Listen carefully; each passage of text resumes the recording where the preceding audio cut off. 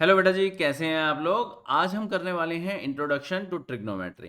Introduction में हम introduction ही करने वाले हैं। मतलब अगर आप ट्रिग्नोमेट्री का फर्स्ट पेज जो है वो भी अगर आपने ओपन नहीं किया तो कोई प्रॉब्लम नहीं है, ये वीडियो परफेक्ट है आपके लिए।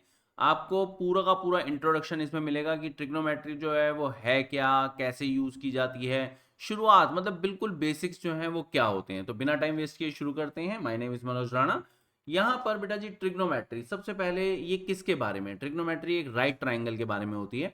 जो राइट ट्राइंगल है उसमें ऑब्वियस है तीन साइड्स हैं, तीन एंगल्स हैं। और जो ट्रिग्नोमेट्री है वो रिलेशनशिप देती है इन तीन साइड्स का तीन एंगल्स के साथ में। अब यहाँ पर थोड़ा सा स्पेसिफिक हो जाते हैं। कैसे? अगर हम राइट ट्राइंगल की बात कर रहे हैं बेटा जी, तो ऑब्वियस है एक एंगल तो आपका 90 डिग्री है ही ना। तो इसका मतलब सिर्फ दो एंगल्स जो हैं उनकी कहानी है। लेकिन अब थोड़ा सा और ज़रा स्पेसिफिक हो जाते हैं।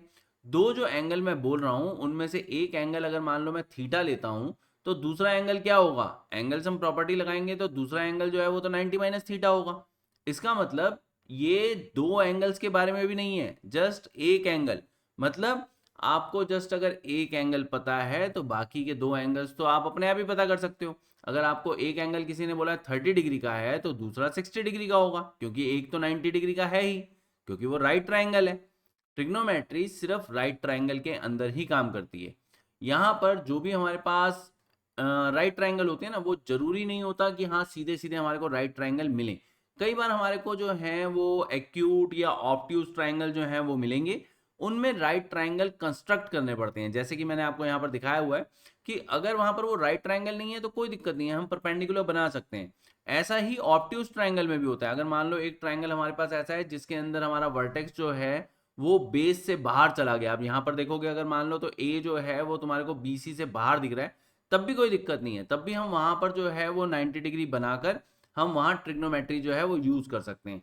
लेकिन ये वाले यूज जो हैं ये आपको मिलेंगे जो एप्लीकेशन है उसके अंदर, मतलब जो नेक्स्ट चैप्टर है उसके अंदर। अभी के लिए जो है वो हम बिल्कुल बेसिक बेसिक चीजें जो हैं वो समझते हैं। इन बेसिक चीजों में हम सबसे पहले समझते हैं हमारे राइट ट्राइंगल को थोड़ा सा ढंग से। राइट ट्राइंगल जो है उसके अंदर हमारे पास जो 90 डिग्री का एंगल होता है बेटा जी, उसके सामने वाली साइड जो है वो हाइपोटेन्यूज होती है। ज्यादातर बच्चे बोलेंगे हाँ सर जी ये तो हमारे को पता ही है। तो ओके, ये तुम्हारे को पता है, लेकिन इस चीज को ध्यान रखो बच्चे कि जो परपेंडिकुलर और बेस है ना उसमें रश मत करना। हाइपोटेन्यूज तुम्हारे को पता है, बहुत अच्छी बात है, और यही होता है, यही सच है। मतलब 90 डिग्री के सामने वाली साइड हाइपोटेन्यूज रहती है, इसमें कभी कोई डाउट नहीं आने वाला। ठीक है। लेकिन अगर मान लो हम यहाँ पर एक एंगल सी कंसिडर करते हैं। अब एंगल सी को ऐसा कर देते हैं कि हम यहाँ पर थीटा ले लेते हैं, दूसरा वाला 90 माइनस थीटा हो जाएगा। अब जो एंगल सी आपने कंसिडर किया है ना, उसके हिसाब से यहाँ पर परपेंडिकुलर और बेस होंगे।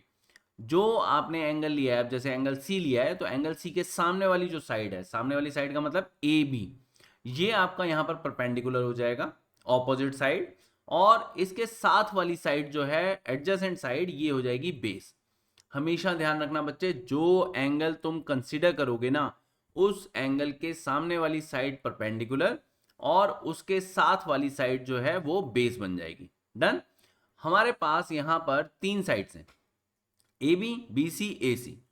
इन तीन साइड्स को एक के अपॉन में एक अगर मैं रखने को बोलूं तो आप छह अलग अलग रेशो जो है वो मुझे दे सकते हो। भाई ए बी के अपॉन में ए सी आ सकता है, बी सी के अपॉन में ए सी आ सकता है, ए बी के अपॉन में बी सी आ सकता है, बी सी के अपॉन में ए बी आ सकता है, ए सी अपॉन बी सी या फिर ए सी अपॉन ए बी। इन छह रेशो के अलावा आप मुझे कुछ भी नहीं दे सकते। अगर मान लो मैं ए बी अपॉन ए सी की बात करता हूं, तो ए बी जो है वो अगर हम देखें तो यहाँ पर परपेंडिकुलर है, क्योंकि हम एंगल कौन सा कंसीडर कर रहे हैं, एंगल हम सी कंसीडर कर रहे हैं, एंगल थीटा है ना हमारा। तो ऐसे में परपेंडिकुलर अपॉन हाइपोटेन्यूज हो गया। इस रेशो को, परपेंडिकुलर अपॉन हाइपोटेन्यूज रेशो को हम कहते हैं साइन थीटा। अगर मैं बी सी अपॉन ए सी लेता हूं और एंगल जो है वो अभी भी मैं थीटा ही ले रहा हूं, तो ऐसे में जो बी सी है वो क्या है, बी सी हमारे लिए बेस है। तो हमारे लिए बेस अपॉन हाइपोटेन्यूज मिल जाएगा, और ये होता है बेटा जी cos theta. A B upon B C की अगर मैं बात करता हूं तो ये हो जाएगा परपेंडिकुलर अपॉन बेस, और इसे हम लेते हैं टेन थीटा। अब इनकी उल्टी रेशोज, जो हमने तीन रेशोज ली हैं, ये बेसिकली अगर देखा जाए तो तीन मेन रेशो होती हैं। अब इनकी जो उल्टी, उल्टी का मतलब है जी वहां पर reciprocal ratio, B C upon A B. अब यहाँ बी सी अगर हम देखते हैं तो वो हमारा बेस है और ए बी जो है वो परपेंडिकुलर है। तो ऐसे में हमें क्या मिल जाता है, ऐसे में हमारे को base upon perpendicular cot theta मिल जाता है। A C upon B C hypotenuse upon base हो गया वो सेक थीटा।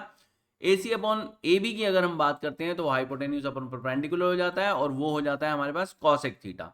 और ये 6 theta, 6 trigonometric ratio sine theta, cos theta, tan theta, cot theta, sec theta और कॉसेक थीटा जो है, ये फाउंडेशन है आपकी ट्रिग्नोमेट्री का। ट्रिग्नोमेट्री की शुरुआत हमारी इन 6 ट्रिग्नोमेट्रिक रेशो से ही होती है। ठीक है जी। अब जो हमने ट्रायंगल कंसीडर किया था ना, वो ही ट्रायंगल लो।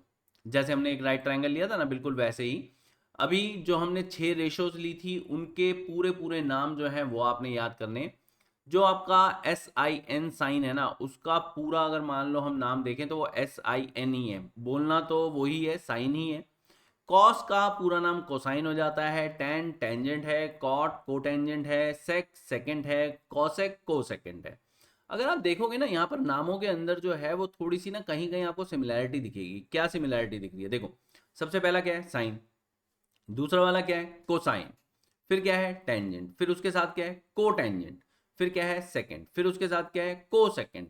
अब सोचने वाली बात ये होती है कि अगर 6 अलग अलग ट्रिग्नोमेट्रिक रेशोज हैं तो उनके नाम जो हैं वो इस तरह से हैं क्यों, 6 अलग अलग नाम क्यों नहीं दिए गए।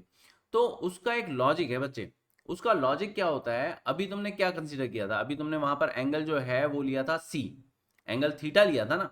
और उसके हिसाब से हमारे पास परपेंडिकुलर और बेस मैंने तुम्हें कहा था कि चेंज होंगे। हाइपोटेन्यूज तो देखो सेम ही रहना है। हाइपोटेन्यूज हमेशा ध्यान रखो 90 डिग्री के सामने वाली साइड तुम्हारी हाइपोटेन्यूज ही रहेगी। मेन है कि तुम कौन सा एंगल वहां पर कंसीडर कर रहे हो ना, उस एंगल के सामने वाला। अगर मान लो मैं यहाँ पर 90 माइनस थीटा ले लूँ थीटा की जगह, मतलब जो एंगल ए है, अगर मैं एंगल ए को कंसीडर करूँ, एंगल सी कंसीडर मैं ना करूँ, तो ऐसे में परपेंडिकुलर बेस जो है वो बदल जाएंगे। अब अगर मैं एंगल ए लूंगा ना, तो इसके सामने वाली साइड जो है वो हमारी परपेंडिकुलर हो जाएगी, मतलब बी सी। और इसके साथ वाली साइड मतलब ए बी जो है ना, अब ये हमारा बेस बन जाएगा। इसके हिसाब से अगर तुम 6 रेशो निकालोगे ना, मतलब अगर मैं तुम्हें बोलूं कि sine A, cos A, tan A, cot A, sec A और कॉसेक ए निकालो, तो तुम्हारे को यहां पर एक बड़ा अच्छा सा रिलेशन मिलेगा। वो क्या है कि अगर तुम यहां पर साइन थीटा निकालते हो तो वो हमेशा कॉस 90 डिग्री माइनस थीटा के बराबर निकलेगा। मतलब जो तुमने वहां पर पहले थीटा मतलब एंगल सी निकाला था ना, साइन सी, वो तुम्हारे कॉस ए के बराबर आएगा। जो तुम कॉस सी निकाल चुके हो वो तुम्हारा साइन ए के बराबर आएगा। टेन सी जो है वो कॉट ए के बराबर आएगा। कॉट सी जो है वो टेन ए के बराबर आएगा। सेक ऑफ एंगल सी जो है वो कॉसेक ऑफ एंगल ए के बराबर आएगा। कॉसेक ऑफ एंगल सी जो है वो सेक ऑफ एंगल ए के बराबर हो जाएगा। तो यहां पर हम देखेंगे कि हमारे पास एंगल जो हैं वो एक दूसरे के को क्यों कहे जाते हैं। क्योंकि जब साइन और कोसाइन की बात की जाती है ना, तो एक एंगल का वहां पर साइन लोगे तो दूसरे एंगल का कोसाइन होगा वो। एक एंगल का टेंजेंट लोगे दूसरे का वो कोटेंजेंट होगा। एक का यहां पर सेकंड लोगे दूसरे का वहां पर को सेकंड होगा। और इसीलिए इनके नाम जो है वो इस तरह से दिए जाते हैं। अब जो है ना, फिर दोबारा से सेम ट्रायंगल लेते हैं और अब एक नए फैक्ट के बारे में सोचते हैं। अभी तक देखो हमारे को 6 जो रेशोज हैं वो तो पता चल गई। ट्रिग्नोमेट्रिक रेशोज जो है हमारी sine theta, cos theta, tan theta, cot theta, sec theta और कॉसेक थीटा। अब जो है ना, जरा पेयर में सोचो। अगर मान लो मैं तुम्हें कहूं कि सिर्फ साइन थीटा और कॉस थीटा के बारे में सोचो, तो साइन थीटा और कॉस थीटा जो है, इनके अंदर जो हमारे पास साइड्स हैं, ऊपर अगर तुम साइड्स देखोगे ना, तो ए बी ये क्या है हमारे लिए, ये हमारे लिए वहां पर परपेंडिकुलर है। बी सी जो है वो क्या है, वो हमारा बेस है। और ए सी जो है वो हाइपोटेन्यूस है। तो एक आपका रिलेशन जो है वो आपको पाइथागोरस थ्योरम से मिलता है। वो क्या है कि perpendicular square plus base square जो है वो आपका हाइपोटेन्यूस स्क्वायर होता है। ये जो हमारे पास रिलेशन होते हैं ना, ये रिलेशन जहां जहां आपको ये तीनों चीजें मिलेंगी, मतलब परपेंडिकुलर, बेस और हाइपोटेन्यूस, और जहां पर भी आपके डिनोमिनेटर आपको सेम दिख रहे हैं ना, उनमें आपको एक रिलेशन दे देंगे। जैसे अभी मैंने आपको साइन थीटा और कॉस थीटा की बात की, अगर आप टेन थीटा और सेक थीटा देखोगे तो यहां पर भी आपको सेम डिनोमिनेटर मिलेंगे। कॉट थीटा और कॉसेक थीटा लोगे ना, वहां पर भी सेम डिनोमिनेटर मिलेंगे।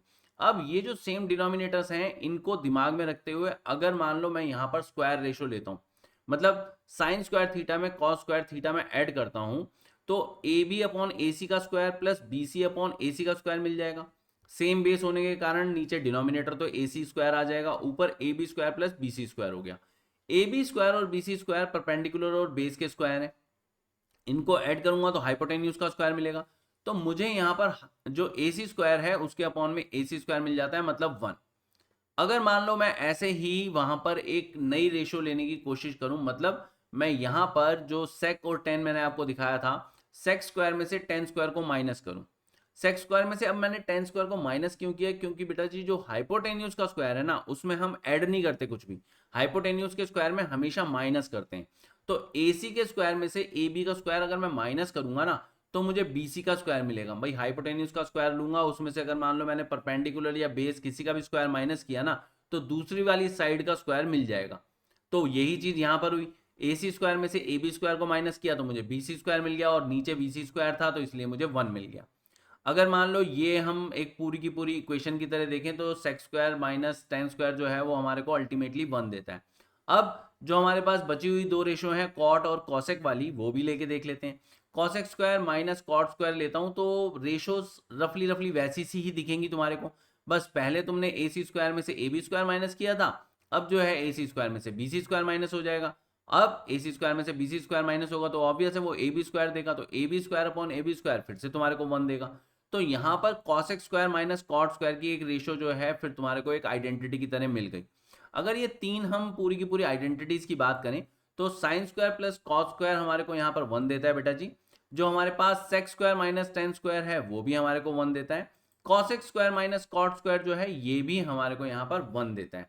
तो इस तरह से हमारे पास तीन स्क्वायर्ड आइडेंटिटीज जो हैं वो आ जाती हैं।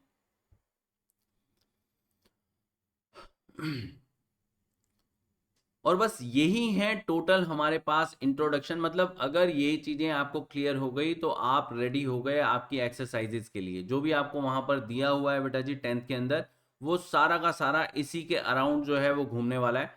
और होपफुली जो भी मैंने आपको समझाया है वो आपको क्लियर हो। इन केस मेरा मेथड पसंद आया तो please like share and subscribe, और मेरे साथ जुड़े रहो। एक्सरसाइज जो है वो वहाँ पर ऑनलाइन क्लासेस के अंदर मैं आपको करवा ही रहा हूँ।